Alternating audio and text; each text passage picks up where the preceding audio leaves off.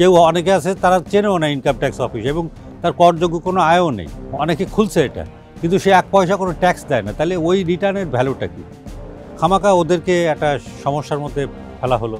বিশ্লেষকরা তো সবসময় বলেন আসলে এই সঞ্চয়পত্রের সুবিধা যেন উচ্চ আয়ের মানুষ যারা তারা যেন না পায়।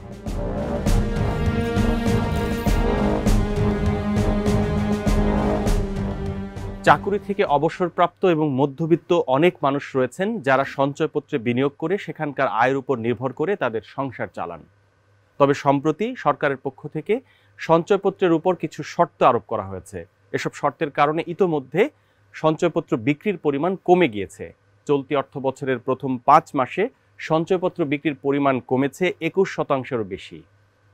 কি শর্ত আরোপ করা হলো এই সঞ্চয়পত্র কেনার ক্ষেত্রে, আর এই শর্তের কারণে কি ধরনের প্রভাব পড়তে পারে সাধারণ মানুষের উপর যারা সঞ্চয়পত্রের উপর নির্ভর করে তাদের সংসার চালান? Welcome to state from star newsroom. আপনাদের সঙ্গে আছি আমি আহসান হাবিব। সঞ্চয়পত্রের এসব বিষয় নিয়ে কথা বলতে আজকে আমাদের সঙ্গে রয়েছেন ডেইলি স্টারের সাংবাদিক Rezaul Karim Byron. Byron, welcome to our show. এই যে সাম্প্রতিক সময়ে সঞ্চয়পত্র বিক্রির পরিমাণ অনেকটাই কমে গেল, এটা কেন এবং সরকারের পক্ষ থেকে আসলে কি কি শর্ত দেওয়া হয়েছে? আচ্ছা, এটা নিয়ে বলতে গেলে আমি প্রথমে যেটা বলবো যে সঞ্চয়পত্রর বিক্রির ক্ষেত্রে সরকার বেশ কিছু সংস্কার করেছে। সেই সংস্কারগুলো কিছু সব যে খারাপ তা না, কিছু সংস্কার আছে সেটার আসলে দরকার ছিল। তার মধ্যে সবচেয়ে বড় সংস্কার হচ্ছে আগে যেভাবে সঞ্চয়পত্র বিক্রি হতো, যে কিন্তু সব কে কত টাকা কিনলো ওইভাবে হিসাব ছিল না, কোনো হিসাব ছিল না বা ট্রেস করা যেত না। কিন্তু এখন একটা স্বয়ং অটোমেটেড সিস্টেম চালু করা হয়েছে। ন্যাশনাল এনআইডি নাম্বারের ভিত্তিতে ব্যাংকে একটা অ্যাকাউন্ট খুলবে, অ্যাকাউন্ট খুললে সেই অ্যাকাউন্টের এগেনস্টে সঞ্চয়পত্র সে কিনবে।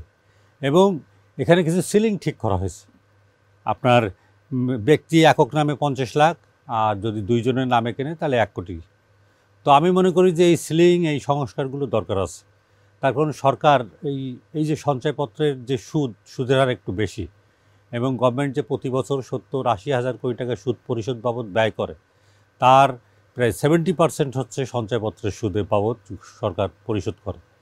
তো এই সঞ্চয়পত্র এমন মানুষ যাতে কেনার জন্য সুযোগ রাখা উচিত যারা আসলে দেশের জন্য যারা নিডি এবং যাদের একটা টাইমে যে উপার্জন করার মতো কোনো পরিস্থিতি নেই, তাদের জন্য রাখা ভালো। কিন্তু আপনার ধনীরা বা অবৈধভাবে ইনকাম করা অর্থ আপনি সঞ্চয়পত্রে বিনিয়োগ করবেন, একভাবে সে আপনার অবৈধভাবে আয় করলো, সেটা আবার এখানে বিনিয়োগ করে সরকারের ট্যাক্সের পয়সা থেকে আবার সে নিল, মানে সুদ নিয়ে গেল, প্রফিট নিল, মুনাফা নিল, সেটা তো ঠিক না। যাদের জন্য এই স্কিমটা গভর্নমেন্ট তৈরি করেছে, পিছনে যে দর্শন, তারাই যাতে শুধু কিনতে পারে সেটাই করা উচিত। তো সেটাই হয়েছে। তো সেইটার কারণে কিন্তু সঞ্চয়পত্র বিক্রি কিছুটা কমেছে। হ্যাঁ, আর আরেকটা কারণে কমেছে হচ্ছে যে সরকার গত অর্থবছরের বাজেটে বলছে যে 5 লাখ টাকার উপরে যদি সঞ্চয়পত্র কেউ কিনতে চায় তাহলে তার ইনকাম ট্যাক্স রিটার্নের শুধু টিন সার্টিফিকেট না, ইনকাম ট্যাক্স রিটার্ন যে সাবমিট করলো তার কপিটাও তার জমা দিতে হবে। তো এখন ধরেন যে সঞ্চয়পত্র কারা কেনে, মানে ওই ধনীদের বাইরে মধ্যবিত্ত লোকজন যারা অল্প অল্প, যেমন সে হয়তো ব্যাংকে 500 টাকা কি 1000 টাকা বা 2000 টাকা করে প্রতি মাসে মাসে সঞ্চয় করে একটা বড় অঙ্কের টাকা হয়, তখন সে সঞ্চয়পত্র কেনে সে। আবার আরেকটা হচ্ছে যে বেসরকারি স্কুলের টিচাররা আছে, ওরা ওই যে সরকারের কাছ থেকে রিটায়ারমেন্টের পরে ওরা একটা অ্যামাউন্ট পায়, সেটা এখন প্রায় 30, 35, 40 লাখ টাকা পর্যন্ত তারা পায়। তারা কোনো পেনশন পায় না, তো তারা ওই সঞ্চয়পত্রটা কেনে। কিন্তু ওদের কিন্তু কোনো, ওই যে গ্রামে গঞ্জে বা এত টিচার আছে, তাদের কিন্তু এরকম কোনো টিন সার্টিফিকেট বা এরকম কোনো ট্যাক্স দেয় না। আর তাদের যে ইনকাম আছে সেটা মানে করযোগ্য আয়ও তাদের না, তো তাদের পক্ষে তো এটা করা সম্ভব না। তো ওরা এখন কেনার ক্ষেত্রে অনেক রকম ঝামেলার মধ্যে পড়ছে। যেমন আমি এটা শুনেছি যে অনেকে এইটার কারণে অনেক ব্যবসায়ীরা, ওই যে গ্রামে যে ইয়েরা থাকে, ওরা তাদেরকে অফার করছে যে তুমি আমার এই টাকাটা যে আমার কাছে দিয়ে রাখো, আমি তোমার এই মাসে মাসে বা বাজার খরচ করার টাকা দেব। তো অনেক সময় হয় যে সে দেখা গেল যে ওই টাকাটা সে আর পরিশোধ করলো না, তো এইসব নানা রকম সমস্যা হয়। ফলে এই এই যে নতুন একটা বিধিনিষেধ, এটার ফলে সঞ্চয়পত্রের বিক্রি কমছে এবং ওই শ্রেণীর মানুষগুলো ক্ষতিগ্রস্ত হয়েছে। এই বিধিনিষেধের ক্ষেত্রে কি আপনি বলছেন শুধু এই যে ইসের কথা যে সাবমিট করতে হবে ট্যাক্স রিটার্ন? তার ও তো নেই, তো সে কী করে? সেও কেউ অনেকে আছে তারা চেনেও না ইনকাম ট্যাক্স অফিস এবং তার করযোগ্য কোনো আয়ও নেই। ওইভাবে তো সরকার ট্যাক্স বা ওইভাবে যে, এবং অনেকে খুলছে এটা, কিন্তু সে 1 পয়সা কোনো ট্যাক্স দেয় না। তাহলে ওই রিটার্নের ভ্যালুটা কী? খামাকা ওদেরকে একটা সমস্যার মধ্যে ফেলা হলো, তো ওটার তো কোনো উপকারিতা নেই। তো সেই জন্যে একদিকে সঞ্চয়পত্রের বিক্রি যেমন কমেছে, আবার অন্যদিকে ওই শ্রেণীর লোকজনগুলো তারা একটা ক্ষতির মুখে পড়েছে। এই যে শর্ত দেয়া হলো যে আসলে ট্যাক্স রিটার্ন সাবমিট করতে হবে, এটার ক্ষেত্রে কি নতুন করে বার্ডেন তৈরি করবে মানুষের উপর? বার্ডেন তৈরি করবে। বার্ডেন অনেকে হচ্ছে যে যেমন গ্রামে গঞ্জে যারা থাকে, গ্রামে তারা তো এইটে মানে ট্যাক্স অফিস চেনে না বা এই নিয়মকানুন। তো দেখা গেল যে একজনটা হয়তো কাউকে হয়তো 500, 600, 700 টাকা দিয়ে সে যদি কিনতে চায়, তাহলে তার একটা রিটার্ন সাবমিট করতে হবে। সে সরকারকে কোনো ট্যাক্স দেবে না, কিন্তু এই জন্য তার করতে হবে। আবার অনেকে আছে যে ওই লাইনে যাবে না, সে তখন দেখা গেলো অন্য জায়গায় টাকা রাখতে গেল। তো তো ফলে তারা তো একটু ক্ষতিগ্রস্ত হলোই। আর আরেকটা সমস্যা হচ্ছে যে ব্যাংকে গভর্নমেন্ট, এটা পৃথিবীর কোথাও এরকম কোনো সিস্টেম নেই যে লেন্ডিং রেট ক্যাপ, একটা লেন্ডিং রেট ক্যাপ দেওয়ার জন্য আপনার ডিপোজিট রেটও এখন খুব কম। হ্যাঁ, এটা মার্কেট ইকোনমিতে ব্যাংকগুলো কোটি কোটি টাকা ব্যবসা করছে। খেলাপি লোন গ্রহীতারা তারা টাকা নিয়ে টাকা পরিশোধ করে না, মালিকরাও প্রফিট করতেছে কিন্তু যাদের টাকা নিয়ে আপনি ব্যবসা করতেছেন, আমানতকারী, সে আমানতকারীদের তো এখন কোনো ব্যাংকে টাকা রাখলে তার কোনো লাভ নেই। তখন যদি ইনফ্লেশন হিসেব করেন, তাহলে ব্যাংকে টাকা রাখলে তার বছরে তার 2 টাকা করে কমবে। তখন সে যদি 6% সুদ, 6% তো তাও দেওয়া হয় না, অনেক ব্যাংক হচ্ছে তার চেয়েও কম, আরও কম দেয়। ব্যাংকে টাকা মানে তার প্রতি বছর তার টাকাটা কমে যাবে। তো তাহলে সে কোথায় যাবে? সঞ্চয়পত্র রাখতে যাবে। এবং ওই শ্রেণীর মানুষের কাছে কিন্তু খুব বেশি টাকা নেই, যেটাই নেই। তো এখন তাদের জন্য একটা সমস্যা তৈরি হলো।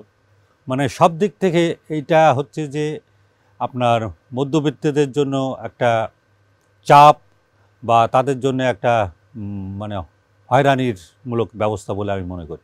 এমনিতে সঞ্চয়পত্র নিয়ে এখন সরকারের কি পরিকল্পনা রয়েছে? আমি যতদূর জানি সরকারের নতুন আর কোনো পরিকল্পনা নেই। কারণ এই যে পরিকল্পনা, এই যে ডোজটা দেয়া হয়েছে, এটা আমি বলি এক ধরনের ডোজ যেটা দেয়া হলো, তাতেই অনেক কমে গেছে। তো এখন যদি আরও সরকার কোনো পরিকল্পনা করতে যায়, তাহলে আর সঞ্চয়পত্র বিক্রি হবে না। তখন যেটা কী হবে? সরকার টাকা পাবে কই? তার তো বাজেট অন্তত 5%, 4% ডেফিসিট তো আছেই। আমার রেভিনিউ ইনকাম তো ভালো না। তো তাহলে সে ব্যাংকে যাবে বড় করতে। ওই যেমন এখন আপনারা দেখছেন যে বাংলাদেশ ব্যাংক থেকে, আজকেও দেখলাম একটা পত্রিকায় লেখা হয়েছে যে বাংলাদেশ ব্যাংক থেকে 66 না 70 হাজার কোটি টাকা বড় করা হয়েছে। যদিও নিট বড়োয়িং 32 না 33 হাজার কোটি টাকা, তখন ওই সেন্ট্রাল ব্যাংক থেকে বড় করে আবার কমার্শিয়াল ব্যাংকের ঋণ পরিশোধ করা হয়েছে। তো এখন এই বড়োয়িং তো গভর্নমেন্টকে করতেই হবে। তো সেটা যদি একেবারেই না থাকে, তাহলে তার সেন্ট্রাল ব্যাংক থেকে তাকে বড় করতে হবে। এবং যদি সে ছাপে, যদি নতুন টাকা ছেপে যদি ওটা আবার বড় করা হয়, তাহলে সেটার জন্য আবার একটা মূল্যস্ফীতির উপরে একটা প্রভাব পড়ে সাধারণত অর্থনীতির সংজ্ঞা অনুযায়ী, তাই বলা হয়। বিশ্লেষকরা তো সবসময় বলেন আসলে এই সঞ্চয়পত্রের সুবিধা যেন উচ্চ আয়ের মানুষ যারা, তারা যেন না পায়, যেন এটি সাধারণ মানুষ বা মধ্য আয়ের মানুষ যারা তারা পান। আপনি কি বলবেন? এটা অর্থ মন্ত্রণালয় তাই মনে করে যে তাদের যে সংজ্ঞা, তাদের একটা আছে যে সঞ্চয়পত্রের সুদের হারটা যেটা পরিশোধ করা হয়, সেটাকে তারা আভ্যন্তরীণভাবে তারা যে সাবসিডি যে একটা হিসাব করে, তারা সেই সাবসিডির হিসাবের মধ্যে এটা দেখানো হয়। যেমন আপনারা দেখবেন যে এই গত বছর তার টোটাল যে সাবসিডির হিসাব একটা ছিল যে 1 লাখের উপরে। আমরা কিন্তু জানি যে 82,000 কোটি টাকা সাবসিডি, কিন্তু তাদের একটা ইন্টারনালি একটা হিসাব ছিল যে সেটা হচ্ছে 1 লাখ কোটি টাকার উপরে। তো ওইখানে তারা কয়েকটা বিষয় তারা নতুন করে ধরে। একটা হচ্ছে সঞ্চয়পত্রের সুদ, আর একটা হচ্ছে পেনশনারদের জন্য যে গভর্নমেন্ট প্রতি বছর যে ব্যয় করে, সেটাও ওর মধ্যে তারা ধরে আর কি। ওটা আমি বাদ দিলাম, পেনশনারের ওইটা বাদ দিলাম, কিন্তু সঞ্চয়পত্রের সুদ এটা সাবসিডি কেন? এই অর্থে যে আমার প্রাইভেট সেক্টরের জন্য বেসরকারি খাতে সরকারি কর্মচারীরা একটা পেনশন পেয়ে থাকে, আমি তো তারা পেনশন পাই, কিন্তু আমার প্রাইভেট সেক্টর, আমার দেশের ইকোনমিতে প্রাইভেট সেক্টরের অবদান সবচেয়ে বেশি। কিন্তু প্রাইভেট সেক্টরের যে এই যে সাধারণ মানুষ, তারা যে সবসময় উচ্চ আয়ের বেতনে চাকরি করে তাও না, তাদের এরকম কোনো বেনিফিট নেই, কোনো কিছুই নেই। তো তাদের জন্য এরকম একটা স্কিম কল্যাণমুখী সরকারের থাকা উচিত, এবং সেরকম একটা কনসেপ্ট থেকেই এটা রাখা হয়েছে। তো এটা অবশ্যই যে এটা ধনীরা যাতে বেনিফিটটা না পায়, সরকার যত বিধিনিষেধ নিয়ন্ত্রণ ধনীরা যাতে না পায় সেইটা করুক, কিন্তু তাদের ক্ষেত্রে ওরা যাতে বেনিফিটটা পায় সেইটার ব্যাপারে সরকারের নজর রাখা দরকার। তো এক্ষেত্রে এখনও পর্যন্ত যে ব্যবস্থাটা আছে, যেমন একটা সিলিং যেটা আছে, আমি মনে করি ঠিক আছে যে 1 কোটি টাকা, 1 কোটি টাকা তো কম টাকা না। 1 কোটি টাকা যদি কেউ সঞ্চয়পত্রে 2 নামে রাখতে পারে, তাহলে সে মাসে 40-50 হাজার টাকা সেটা অবসর সময় চলে। কিন্তু আপনার ওই যে ইনকাম ট্যাক্স রিটার্ন, যেটা থেকে গভর্নমেন্টের কোনো ট্যাক্স আসবে না, মাঝখান থেকে গ্রামে গঞ্জে মানুষজন যদি কারোর এরকম কোনো সঞ্চয়যোগ্য টাকা থাকে, স্কুলের টিচারদের, সে তো ওই টাকাটা তখন আর রাখতে পারবে না, সে দেখা গেল ওই ভুল পথে গেল, ওইভাবে পরে তার টাকাটাই নষ্ট হয়ে গেল। তো ফলে এই জাতীয় বিষয়গুলো মনে রাখা উচিত সরকারের, যাতে ওরা ক্ষতিগ্রস্ত না হয়। সঞ্চয়পত্রের উপর নির্ভর করে অনেক মানুষই তাদের জীবন জীবিকা নির্বাহ করে থাকেন। তাই বিশ্লেষকরা মনে করছেন, সাধারণ মানুষের জন্য হয়রানিমূলক হয় বা কোনো ধরনের ক্ষতির কারণ হয় এ ধরনের কোনো শর্ত আরোপ না করে, বরং উচ্চ আয়ের মানুষ যেন সঞ্চয়পত্রের সুবিধা ভোগ করতে না পারেন সে ব্যাপারেই সরকারের উচিত হবে পদক্ষেপ নেওয়া। ধন্যবাদ রেজাউল করিম বাইরন আমাদের সঙ্গে থাকার জন্য। ধন্যবাদ। ডেইলি স্টারের আপডেটেড নিউজ এবং ভিডিও পেতে আমাদের ইউটিউব চ্যানেলটি সাবস্ক্রাইব করুন, ফেসবুকে লাইক দিন, কমেন্ট করুন এবং শেয়ার করুন। সুস্থ থাকুন, ডেইলি স্টারের সঙ্গেই থাকুন।